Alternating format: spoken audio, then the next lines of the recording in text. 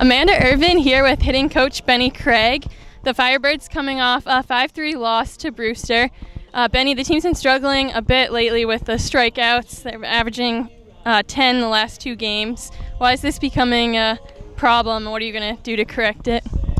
Well, you mentioned the strikeouts, and they have gone up a little bit from earlier in the year. And over the course of a 5-month season in pro ball, you're going to have some stretches like that. To ignore it would be unwise, but you know, we want to keep building these guys' confidence. So when things like that happen, we just try and make sure we're getting to the yard early for early work, not just setting the ball in one spot on the tee, but moving it around. And in batting practice, just really bearing down on seeing the ball out of the pitcher's hand. One thing our hitters have had to deal with the last few games is the wind has been blowing straight in, and at a pretty good clip. And so sometimes you try to do too much, and that sometimes will affect our success at the plate. But I got to give it to our hitters. They're doing a good job of picking each other up in the dugout. Their body language has been good, and I hope, you know, the wind's blowing out today.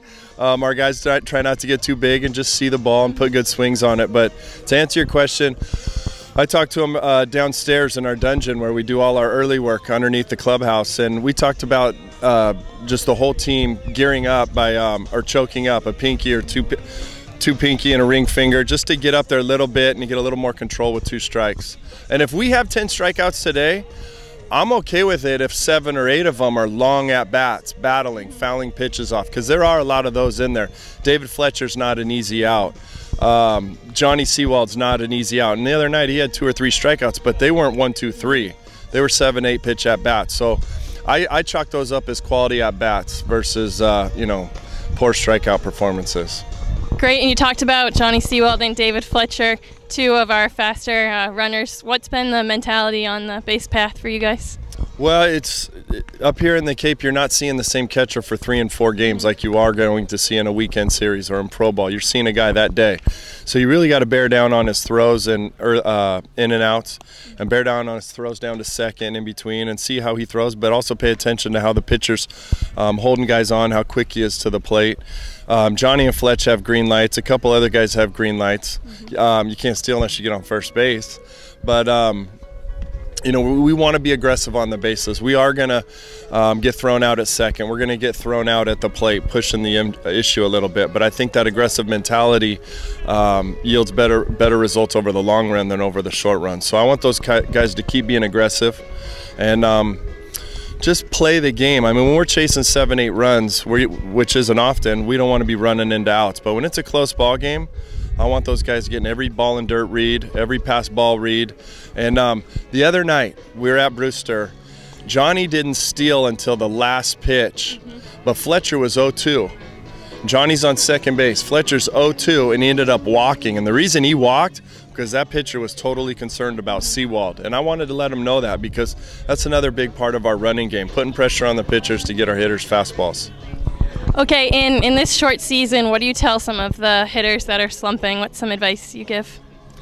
That I don't even like to use the S word. It's, you know, slumping's going to happen. Cold streaks are going to happen, but just as cold streaks are going to happen, hot streaks are going to happen. So, you know, Ted, we had Peter Gammons up here about 4 years ago. He spoke over at the YD Convention Center, and he said something really cool. The last guy to hit 400, Ted Williams, one of the greatest hitters of all time, when he was in a slump, if he ever was, he would try and hit the L screen 20 times in a row. And if he got to 18, he'd start over.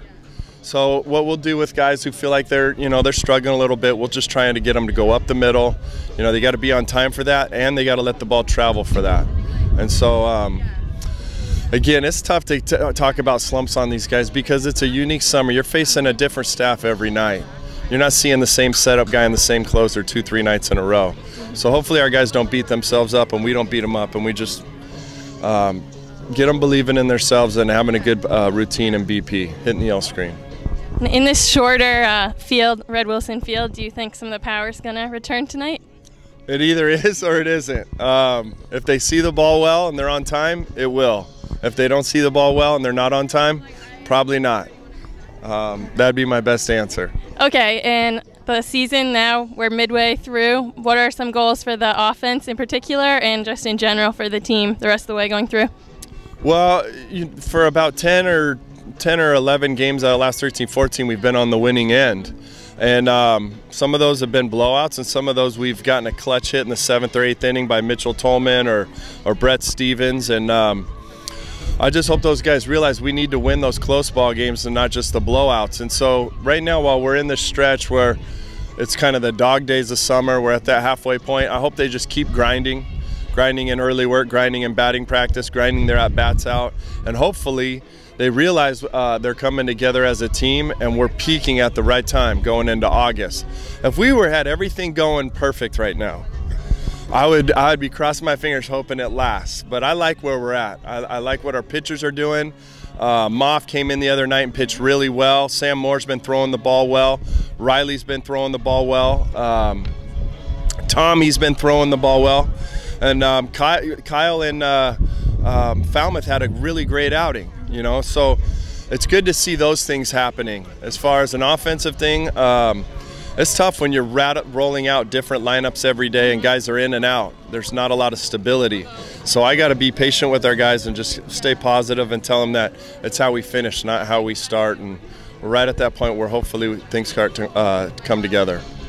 Okay, again, this is Amanda Irvin here with hitting coach Benny Craig. The Orleans Firebirds about to take on the Yarmouth Dennis Red Sox. Thanks, Coach. Thank you.